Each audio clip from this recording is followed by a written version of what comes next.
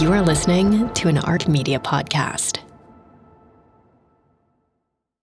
There's a consensus in the country that now, after October 7, if you have regimes or terrorist organizations that are saying on the record, we're going to destroy Israel, and are actually starting to act this way, you simply do not have the time, and neither you should have the patience to just wait it out and choose a wait-and-see policy. And I think that the supreme leader of Iran, he didn't understand that. And Hassan Nasrallah didn't understand that. And Yahya Sinwar didn't understand that. So they're dead. The chief of staff is dead. The commander of the Al-Quds force is dead. The leader of the Revolutionary Guard is dead. The commander of the Iranian Air Force is also dead. The scientists that were leading this secret plan to develop nuclear weapons, they're also dead. And I think that one of the reasons is that they didn't understand how serious Israel is with this doctrine.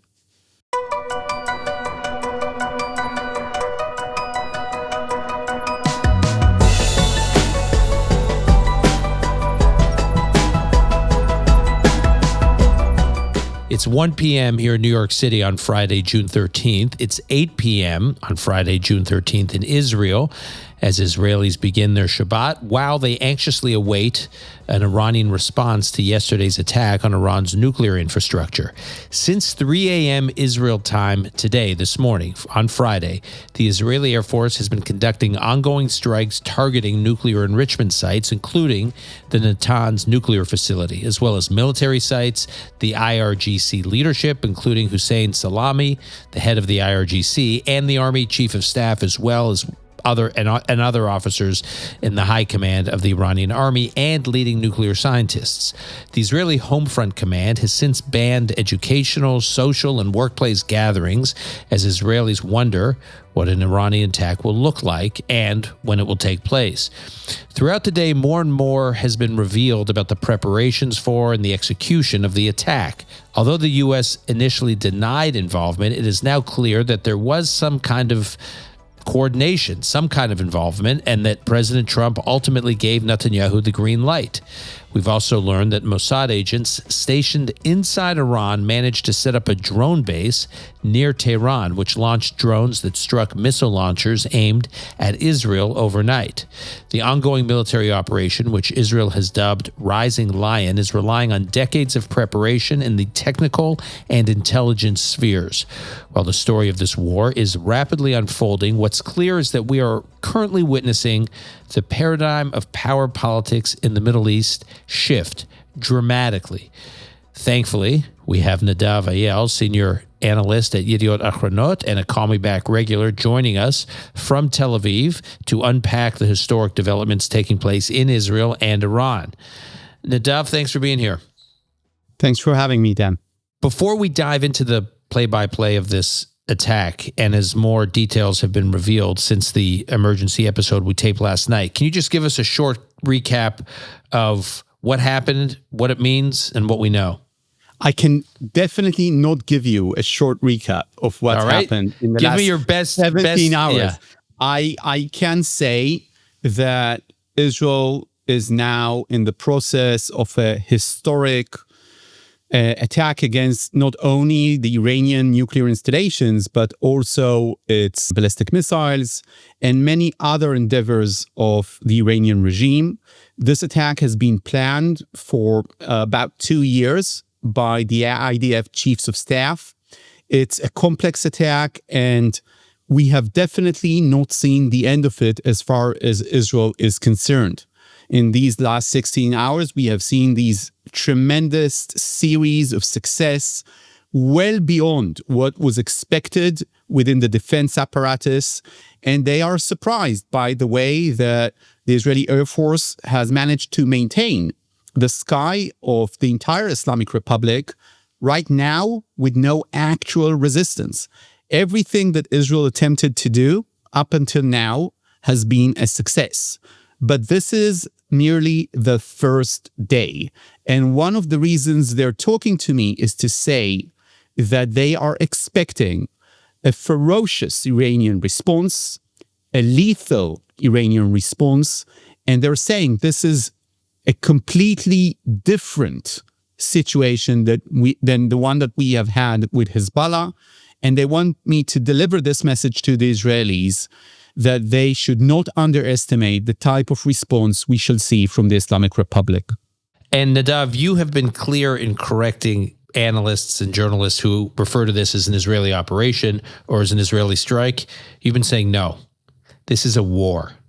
The war against Hezbollah that, in the fall of 24, that actually, I think by your count, was not a war. That was an operation, maybe a sustained operation. What Israel is doing right now, what is engaged in right now with Iran is something much different. Can you explain? Yes, Israel is, first of all, fighting against the country, not against a well-armed terrorist organization such as Hezbollah or Hamas. It's fighting against a civilization. This country is much bigger than Israel. It has, a few times fold the number of civilians that Israel has. And this operation is so wide-scale, so ambitious that it's actually a declaration of war. And you know what? If I need to compare it to any other war in Israel's past, what we're seeing is the 6 Days War. Now, not in the sense of the results. I don't know how much time it's going to last. And from what I'm hearing, the IDF is saying this could last for months. We don't know. We hope it's going to be short, but we have no idea. And not even in terms of success, because we're just in the first day. And I know that people back in America, those who care about Israel are so enthusiastic right now as to the results that the IDF has been showing. But talking with the IDF, they're very modest as to this. They understand it's just the beginning. So I don't know if this is going to be a success as the 6 Days War, but it is and can be compared to the 6 Days War in one important notion, Dan. And that notion is there's a threat out there and what we have learned about this threat. And the Israeli Air Force and the entire IDF was sent to take out what Israel sees as an existential threat, specifically after October 7. There are many people in Israel who might say, we don't trust this government, we have criticism, but there's a consensus in the country that now after October 7, if you have regimes or terrorist organizations that are saying on the record, we're going to destroy Israel and are actually starting to act this way, you simply do not have the time, and neither you should have the patience to just wait it out and choose a wait-and-see policy. And this is an Israeli consensus and doctrine. And I think that the supreme leader of Iran, who's speaking as we are making this recording, he didn't understand that. And Hassan Nasrallah didn't understand that. And Yahya Sinwar didn't understand that. So these two names I just mentioned, in the end, they're dead. The entire chiefs of staff, of the Iranian army, the chief of staff is dead. The commander of the Al-Quds force is dead, of the Revolutionary Guard. The leader of the Revolutionary Guard is dead. The entire chiefs of the Iranian Air Force, they're dead. And the commander of the Iranian Air Force is also dead. The scientists that were leading this secret plan to develop nuclear weapons, they're also dead. And I think that one of the reasons is that they didn't understand how serious Israel is with this doctrine. What are the key developments over the past year that led to this moment? So we actually need to begin with about January to March 2024, slightly more than a year, when the Israeli intelligence services start learning that the Iranians are not only enhancing their enrichment, something that they did almost immediately after the JCPOA collapsed, and some would say, more so after President Biden was elected and sworn into office. But something else is happening beyond enrichment, which is worrying as of itself. And that is that the Iranians have started to try and purchase or get to specific ingredients that you use for the weapons group. And the weapons group is the label that you use when you actually assemble a nuclear weapon. So there are two things you basically need to do. You need to have enriched uranium to a military degree. And when you reach some degree of enriched uranium, let's say 60% or 40%, which the Iranians have reached, it's very easy to go much closer to 90-something%, and that's enriched uranium in weapons grade. You don't need it for anything beyond a nuclear weapon, Dan. Now, the other thing is that you actually need to take that uranium and you need to mold it and put it in a warhead or in a bomb, and you need this thing to actually explode in a very synchronized manner to create the chain reaction of an atomic explosion. And what Israel has been seeing since about January 2024 is that they're trying to get the ingredients more and more, and suddenly the weapons group, which was something that the Iranians kept very quiet about, and it was a very limited operation, although it always existed, it suddenly started working. And that, together with public statements with the Islamic Republic, talking about the possibility, playing with the possibility of allowing, religiously speaking, to acquire nuclear weapons, breaking the fatwa of the Imam Khomeini, the founder of the Islamic Republic, that said that nuclear weapons are illegal, and this is something they take seriously. Together, this led senior Israeli defense officials to say that they're extremely worried and that there are these kind of pathological developments as to the Iranian nuclear program. Okay, so Nadav, I can't think of another journalist that is more dialed in to how Israel may have prepared for this kind of attack than you. Can you tell us what you know in terms of the preparations, how a military and intelligence community prepares for something like this? So it begins when you prepare to something like this. It begins really with the branch of operations within the chief of staff. So this division of operations is responsible for preparing wars. There's a general there. His name is General Oded Basyuk, and they prepared the attacks against Hezbollah. And together with these attacks during the war, at a certain point when this troubling information comes in, they are being asked to actually prepare the war plan as to taking out the Iranian nuclear installations alone. Now, you probably remember, Dan, we spoke about this on this show, that at a certain point, what I hear from the IDF is we can do it alone and we can be effective. And I sort of mark this as the first moment that I heard that the IDF is saying we can do it without the Americans. We need their coordination. We need their backing. I think I said this sentence so many times in conversations with you, Dan, but we can do it alone and be effective. And to reach that conclusion, you need the intelligence branch and you need the Israeli Air Force. So you have here two divisions of the chiefs of staff, and they're working together, basically led through the plans of their operation division. And now here comes the questions. So the main problem of Israel is that it doesn't have the same resources that the US has.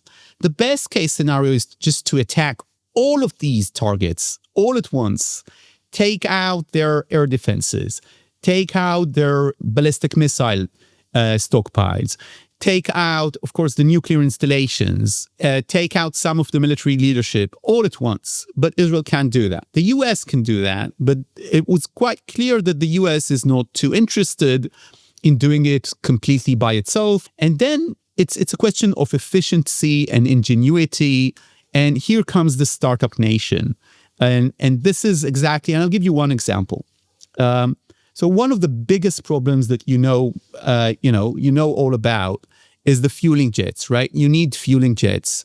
And it's not that you don't have enough airplanes to attack, enough bombers to attack Iran. You don't have B-2s like the US has, but you do have, F-35s, F-16s, and the rest. The problem is that you need to fuel them in the air in order to reach Iran. How do you do that if you want bigger and bigger sorties? And one of the conclusions is maybe you can use drones physically in Iran. maybe you can have, a small base there of drones. Maybe you can have other installations that will be automated, and you somehow manage to import them secretly into Iran. And on the D-Day, someone will push a button and they will automatically attack the targets that they had destined to attack beforehand. And this is something that the Mossad did. And we heard about this. Now, was this a substantial part of this attack? On the greatest scheme of things, not too much. This isn't the Pager's operation. But this gives you an example of the kind of thinking. Now, there are things out there that I can't say about how Israel actually did it. But one of the things that they understood is that they need to prioritize. And strategy in these kind of operations and preemptive strikes is all about prioritizing. Where do you begin? Do you begin with Natanz, or do you begin with something else? And one of the smart things I think that Israel did here is it decided to decapitate the entire military leadership. So one of the things that the Islamic Republic had as part of its deterrence mechanism is that it had ready launchers with people very much on alert, ready to be given the order to shoot at Israel. These are ballistic launchers, and they are also, some of them are also mobile. And the entire idea there is an idea of deterrence. If you even think about this, we're going to shoot these barrages of ballistic missiles. And the Iranians were very encouraged by their 2024 October on Israel, which was, as far as they are concerned, extremely successful. The October attack, the Iranian attack against Israel in October of 24. In which dozens and dozens of ballistic missiles landed in Israel. They were not intercepted because the Iranians saw that there is a capacity to the Arrow and THAAD defensive systems that Israel has. So they understood that considering that Iran is such a big country and Israel is such a small country, it's very condensed in terms of its population centers, that this could be a soft spot of the Israelis, and they were banking on it. So what did Israel do? First of all, it managed to basically strike, assassinate, kill all the people that could give the order to these launchers to actually shoot at Israel, and do this in a synchronized manner in terms of time, so that there will be simply no one there to give the order, shoot at Israel the ballistic missiles. Now, when the Iranians... Isn't that a version of what was done against Hezbollah? This similar kind of sequencing? Well, not exactly, because in Hezbollah, it was escalating. So you had the chief of staff of Hezbollah, then you had the leaders of Hezbollah in the south, then you had, only at the end you got Hassan Nasrallah. And by the way, Israel is signaling right now, and it's interesting that it's not aiming on Iran's political leadership, including the supreme leader Khamenei. So when the Israelis did that, because Iran is not a terror group, and someone needs to give the order, when they suddenly woke up and understood they're under attack, all the people that could give the order were dead. And then when they had replacements, these replacements discovered that they don't have launchers anymore, because in the meantime, the Israeli Air Force went to priority 2, take out the launchers. Okay?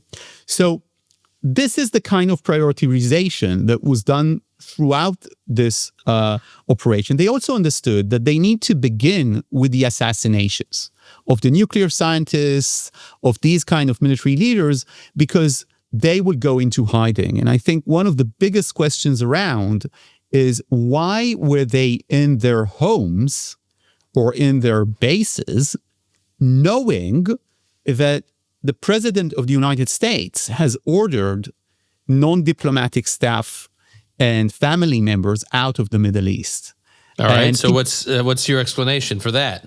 So the answer is that Israel has been investing and employing a sort of a psychological warfare and deceit against the Iranian leadership. And it planted what one Israeli general said to me was the conception. Do you remember this idea? The conceptia. So that was the idea that led Israel to the failure of October 7th. So that that Israeli general said, we made sure they had their own conception as to when we can attack. And that concept was that Israel will never attack before the US will allow it to. And since there are negotiations that were due to be held in Oman on Sunday, nothing will happen before Sunday. It's not about only public statements. There were probably things made here that are still not published. I'm just speculating to give them the type of intelligence that will lead them to believe that nothing can happen, and they don't even need to be in any sort of an alert status. And this is the reason why they were caught off guard in their houses, in their bases. Now, there are other elements that Israel did. One example is what happened to the entire Iranian chiefs of the Air Force. So Israel began the attack, and because of its infiltration as to intelligence in Iran, Israel knew where will the chiefs of its Air Force would go. And it made sure not only that they will go to a specific place, it also made sure through some sort of ploy that these chiefs, the Iranian chiefs of its Air Force, will remain in that house or bunker so that Israel could take them out together. So what you see here is the result of a huge intelligence project. And the people to be credited here are really the soldiers and the officers of the Israeli intelligence branch, the same branch that failed miserably in October 7. And there was a treasure trove of intelligence that Israel obtained at some point during the war since October 7th, revealing Iran's plans to some degree. What did that intelligence reveal, and what role did it play in Israel's planning? So during the war, two things happened. The first one I already mentioned. We discovered that the Iranians have actual plans as to the weapons group. But the second one is that data, information, and documents found in Gaza and also in other places showed that the Iranians have an actual plan to what they label the destruction of Israel. Death to Israel is a slogan in mosques across the Islamic Republic since the revolution then. But this was not seen as an actual plan. And what the Israelis discovered during the war is that it's very practical, and that the Iranians have discussed this with Hamas before October 7 and after October 7 about how this actually will happen. And these two elements, together with another element, led the chiefs of staff of Israel to be basically in agreement, which doesn't happen, too much, as you would expect in a Jewish majority country. They don't agree on many, many things all the time, but there was an agreement that you need to act now. And third element that led them to this is that the Iranians decided to be a ballistic missiles empire. Again, they understood that this is a soft spot of the Israeli society and public and country, a state, because of how close is infrastructure to army bases, and of course to civilian populations. And they made huge orders around the world, and they decided not only to be an empire of drones, which we know because of Ukraine that they are, but also to be an empire of ballistic missiles. And basically the Israeli intelligence branch, led by a general called Shlomi Binder, came to the cabinet and said, look, there's a window of opportunity here, and it's closing. And here's why it's closing. They are developing so fast with their nuclear program and the arms or the weapons group and the enrichment and all the rest, that at a certain point, we will come into an area in which we will tell you, look, we don't know what we don't know. We have lost control of the Iranian nuclear project. And because of that, you need to act right now, or this window would close. So to some extent, it's the military brass in Israel that said you need to do this. And I need to credit, to that extent, of course, the government that decided to go for it, although the military brass was very clear that, I don't know if I need to credit them, let's see the result of the war, but the military brass was very clear that there would be here, there could be substantial casualties, and they decided to do that. Now, the biggest success here of the government and Prime Minister Netanyahu is the coordination with the United States. And this is something we really should delve into. Okay, so let's get into that, because I wanted to get to the U.S. role here. So walk us through what you know. Okay, so first of all, they needed to convince the Trump White House, with all we know about who's there, who's not there in recent months, that they would agree and greenlight this attack. And I want to be absolutely clear about this. There is no way that Prime Minister Netanyahu would have ordered, together with the cabinet, this attack without President Trump saying you can do it, right? Because it's the US that we need to coordinate with intelligence, ammunition. If this lasts for 3 or 4 months, who's going to supply us the ammunition? We're flying American jets. And you need, of course, the backing of the United States. And maybe you need them to join. And you also need them to supply an exit strategy. So it's all about the US. And the credit goes to Netanyahu. And, of course, there's a lot of criticism. I'm voicing some of the criticism about the way that sometimes the war is handled. Here, Netanyahu did something that every Israeli leader would have wanted to do after October 7. He managed to convince the Americans that they should allow us to do this, and they should be involved, but from the back, and be ready to go through an agreement or to end this in a certain way, or maybe to join in. And as President Trump has said in recent hours, to assist Israel in defending itself against an Iranian retaliation. And as you, Dan, said in a previous episode, and I think I'm the guy there who agreed with you, is that we're not going to talk about the other guy. We're going to have him on a different we episode. can talk about it. It's a meet segel. Okay, you and Amit were on 2 weeks ago. Yeah. And you said, Dan, that you just raised the possibility, which I think you knew more than you said, that there might be an agreement between Netanyahu and President Trump to give the appearance of, arguing over Iran, while there is much more of an agreement there. And I thought you were right. And I thought you were right because I kept on hearing, and I gave that example, I think. I was talking with sources, and I was hearing in different media groups that the conversation was extremely tense as to Iran.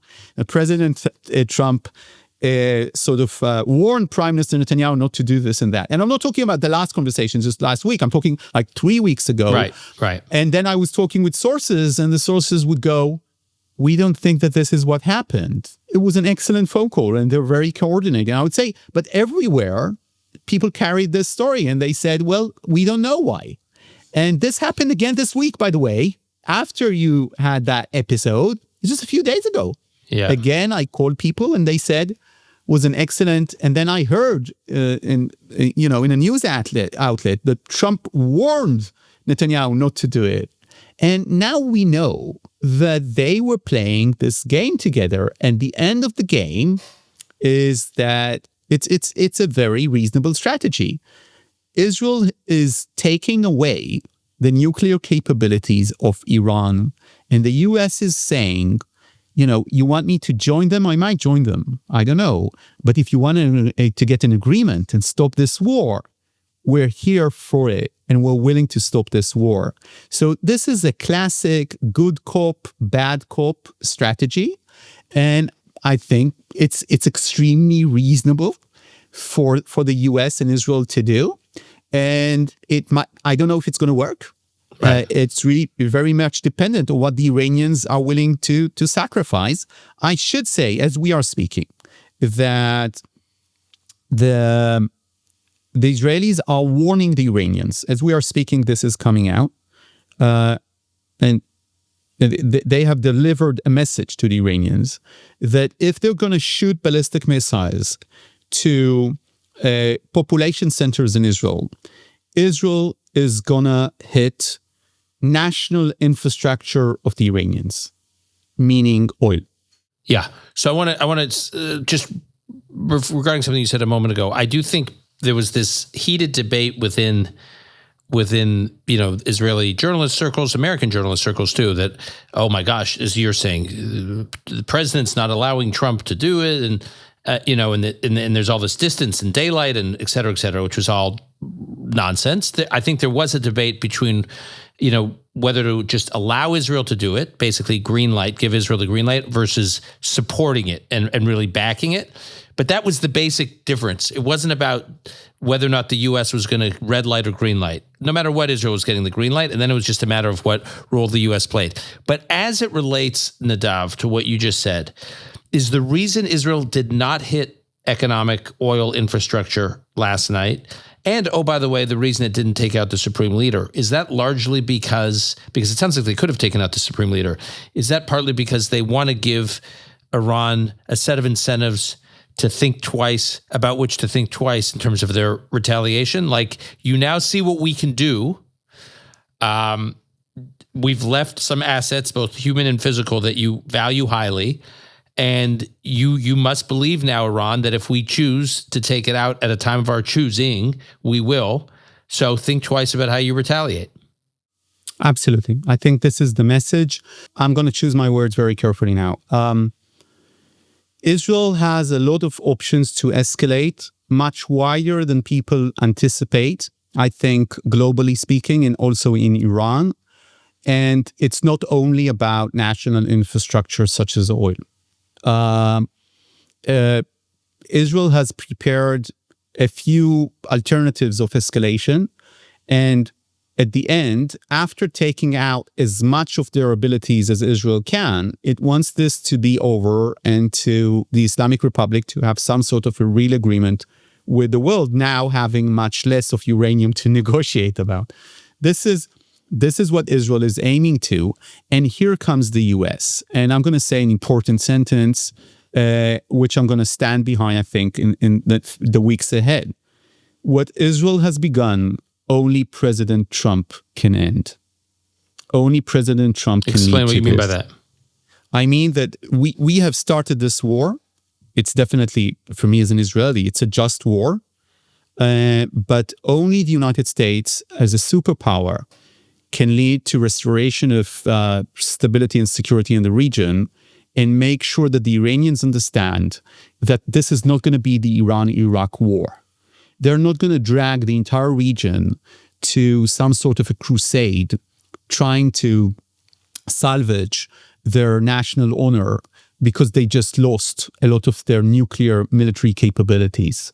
And the Islamic Republic, I should say, the Islamic Republic is known to conduct this kind of long-term operations. This is the type of proxy campaign they have been having against Israel for the last 20, 25 years. The Iran-Iraq war lasted for 8 years. The cost was 1 million people who died. The only reason that the Islamic Republic stopped the war, led then by the Imam Khomeini, was because he, and this is his quote, drank the cup of poison and decided to stop the war. And the idea there, why did he use that expression? He said that he did this to save the Republic. So if you really want to make sure that the Iranians stop, reach a ceasefire, reach an agreement, and not go into this kind of a never-ending campaign of response, it's the survival of the regime that needs to be on the line. And for that to happen, only the US, by suggesting that it could escalate, only the US could be helpful with that. And generally because the US is the US, and because President Trump has said, I'm willing to reach an agreement. Nadav, what do you think the strategy is now for Israel? Like, talk to me about the next few days, because are we talking about days and days of waves of attacks by Israel, regardless of whether or not Iran responds? So the strategy is, first of all, that there are a lot of targets in Iran. The Israeli Air Force has loads and loads of targets that it can take out of the military army. It can do this for weeks on end. It will still have quality targets to hit. But in terms of the nuclear installations, I should say that that Fordow is still a huge issue. So I should explain something about this. Natanz is a nuclear installation. It had centrifuges there, and some of it was underneath the ground. Israel has hit it. It hit it hard. Even before this strike, in the last year or so, when I speak with Israeli defense sources, everybody tells me, we know how to handle Natanz. Okay, we know what to do. First of all, by the way, it's taking out the Iranian air defenses. We didn't even discuss this. There was this conversation, Dan. We sort of assumed that the country this big as Iran, that has what was alleged to be the best air defenses in the world besides those of the Americans, Russian air defenses, they don't, let me put it this way. Again, it's a quote from an IDF officer. They don't know what hit them.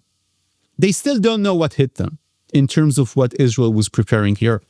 So they don't have real air defenses to speak with. The Israeli Air Force is basically right now, until this time that we're speaking, is operating above Iran as it is operating above Lebanon or above Gaza. Okay, not above Gaza, but above Lebanon and Syria. So that's a huge achievement as of itself. Now, Natanz meaning it has freedom of movement. It can just roam there. It can do whatever. I mean, it has a lot of It has a lot of freedom of. For now, it has a complete freedom of movement. For now. Okay. For now. Yep. Yeah. Now, so Natanz, that was the challenge, and it was taken out. Okay. Now you have Isfahan. Isfahan was attacked 2 hours ago. As far as I know, it's another nuclear installation. As far as I know, again, it's more for research, less of centrifuges. And as far as I know, it was hit very hard and successfully. Now there's Fordow. Iranian press is reporting explosions near the holy city of Qom, which is where Fordow is. And just to explain a lot, the nuclear capability or the nuclear assets or related assets in Fordow is that they're very difficult to penetrate. They're buried deep underground. And the understanding is that Israel does not have the capabilities, or so the theory was, to hit the nuclear assets in Fordow. Yeah, so exactly so. Fordow is a challenge. Let's say, Dan, that there's a plan as to Fordow. Israel knows what's the plan, and the people I'm speaking with hope it's going to be successful, but this is one of the challenges that still lays ahead. Maybe some of it, tackled already, but there are some challenges there for Israel that are still technical. I simply can't talk about this too much at this point. But the bottom line is this: if the Iranian army wants to continue, if the Islamic Republic wants to continue on fighting, the Israeli Air Force will have enough targets. The question is, how hard was their ballistic ability hit and their nuclear installations? And I would specifically point you to a speech made by Steve Witkoff. The night before, he was in Hatzalah fundraiser in New York, if I'm not mistaken. And I was listening to that speech. And I was already in Israel. I had my reasons to be in Israel at the beginning of June. And I was listening to the speech, and I was struck by Witkoff saying that not only the nuclear enrichment is an existential threat to Israel, but also the Iranian ballistic ability. And I was taken aback because it was the first time I heard any American official in history saying the ballistic ability. And this was definitely something that the Israelis were pointing to as to the threats on them. And by him signaling that this is also a legitimate target of such a campaign, it gave me more clarity, let's put it this way, than an attack is imminent. So here's the question. When the chiefs of staff convene tomorrow morning, the day after, and they're going to ask the chief of intelligence, Shlomi Binder, how much did we take out? How many years? Give us the bottom line. How many years did we take them back? I guess that it's a few years. It's a few years. But here's the thing, and now I'm turning to be less optimistic or I would say content, because this is what my security sources are saying. Could they rebuild? They can. Can they rebuild much quicker? They can. Can they break to a bomb in the next couple of years, 2, 3, 4 years, even after this attack? The answer is yes. Yes, they can. So what did you do here? And the answer is you made sure that they understand that we're not going to agree to it, and we're not going to live and see what happens if they are marching slowly towards being a threshold country, not in terms of enrichment, but in terms of the actual weapon too. And now it's not only Israel's problem, it's the world's problem. It's, the international community's problem, and Israel is not going to agree to that. And it's showing its power, and it's building its credibility in the region, and its deterrence. And everything that happened since October 7 is about deterrence. Tal Becker, who was on my podcast, the podcast most recently, but he was earlier this week, but he was also on a couple months ago, made the point that Israel, he believes, had overly relied on deterrence in the past. And one thing that has transformed since October 7th is now Israel, it relies on deterrence to some degree, but it's also sent a message that it's not solely going to rely on deterrence, that it's actually going to actively go and remove threats. And that's the other thing. Hezbollah, Hamas, hitting the Houthis, obviously, moving with tremendous ease, shall we say, in Syria, and now what it's done to Iran is sending a message that we're not only going to rely on deterrence. We, Israel, are going to actively go remove threats. And that is a new world. I think so. And I agree, of course. Tal is such a... his insights are just brilliant. And I do agree that it's not only about deterrence, but also in capabilities. And this is, by the way, one of the conclusions of the 1973 Yom Kippur War. You can't go only with the intentions of the enemy and deterring the enemy. You also need to take a hard look at what they actually have and operate as to that. But considering the neighborhood that we are at, Dan, we can't work only with taking capabilities all the time, or we will be in an endless war. They need to understand what happens if you fund for so many years an international and regional campaign against Israel. That's the bottom line, and sometimes when talking with I've never talked to anyone in the regime or in Iran, but I did talk with Iranians. And sometimes I would get this, it's only slogans, death to Israel, death to America. Ordinary Iranians or elite Iranians would tell you, we'll never open a real war against Israel. We don't mean it, and all kind of this kind of stuff. And of course, they were either lying in the sense that they knew that their country is having this widespread campaign aimed at destroying Israel and killing as many Israelis as they can, or they weren't aware of it. But the bottom line is that Iran is now paying the price, not only or mainly even for enriching uranium, but for what they did, for their on-the-record support for the October 7 attack, for their on-the-record policy. Who defends them today in the world, even with Israel being so isolated, so criticized around the world? Look at the response, for instance, of President Macron in France. That's a great example. He issued a statement basically supporting Israel. And he also canceled his little summit on a Palestinian state. Yeah. Yeah. And of course, that some Arab countries across the region, including Saudi Arabia, condemned Israel.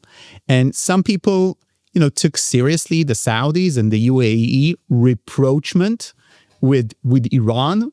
Well, I can tell you from my own private sources that, they're not... The only thing they're not doing in terms of their happiness as to the Israeli attack is dancing in the streets on the record. But they are just overjoyed by this, as long as it doesn't hit them. This is really important for them, right? That the Iranians are not going to respond against Saudi Arabia. They're not going to respond against the UAE. By the way, some of the commanders that Israel took last night were the commanders that ordered the attack against Saudi Arabia in 2019. And Israel was very deliberate in mentioning at the IDF spokesperson announcement as to these assassinations that we have killed the people who ordered the attack against Saudi Arabia. And that was a message to MBS. All right, Nadav, we will leave it there. I'm sure we'll be having you back on in the next few days. But until then, thank you and stay safe. Thanks very much, Dan. Shabbat Shalom. Shabbat Shalom.